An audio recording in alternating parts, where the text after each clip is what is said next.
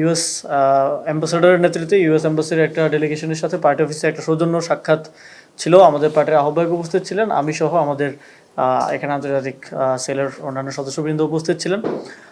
আমাদের মূলত এটা মোর অফ এ সৌজন্য কার্টেসি ভিজিট আমাদের পার্টি অফিসে।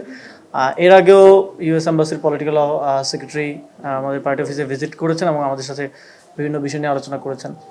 আজকে আমাদের বাংলাদেশের বর্তমান সাম্প্রতিক রাজনৈতিক পরিস্থিতি নিয়ে আলোচনা হয়েছে এবং আমাদের কিছু ইউএসের সাথে বাংলাদেশের সম্পর্ক নিয়ে কিছু রিভিউ, যেটা চলে আসছে এই সম্পর্ক দীর্ঘদিনের রিভিউ হয়েছে এবং আমাদের যেই রিফর্ম ইনিশিয়েটিভ, যেটা আপনারা জানেন যে রিফর্ম নিয়ে এখন আমাদের দল সংসদে এবং সংসদের বাইরে আমরা কাজ করছি। যেই গণভোটে জনগণ যে রায় দিয়েছে সেটা বাস্তবায়নের জন্য একটা বেটার ডেমোক্রেটিক কান্ট্রি হিসেবে একটা নতুন বাংলাদেশ বিনির্মাণের জন্য আমরা কাজ করছি।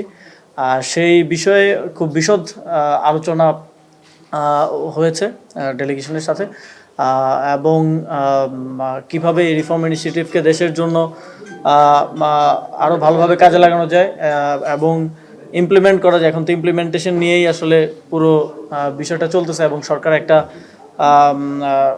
সংবিধান সংশোধন কমিটিও করেছে, যেখানে বিরোধী দল এবং আমরা অংশগ্রহণ করি নাই।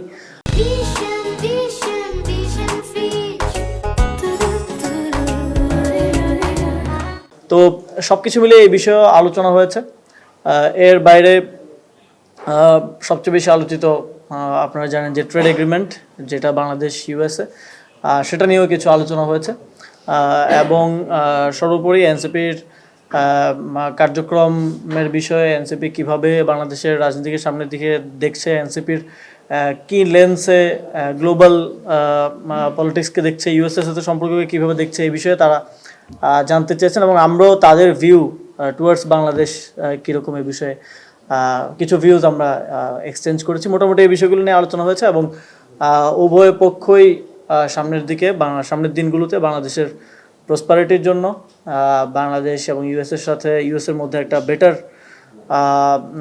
ডিপ্লোম্যাটিক রিলেশনের বিষয় এবং বাংলাদেশকে বা আমাদের দিক থেকে বিশেষ করে বাংলাদেশকে কিভাবে এই সাউথ এশিয়ার একটা strong economic and strong country হিসেবে গড়ে তোলা যায়, এ বিষয়ে আমাদের মধ্যে বিস্তারিত আলাপ আলোচনা হয়েছে এবং আমরা সামনের দিনেও আমাদের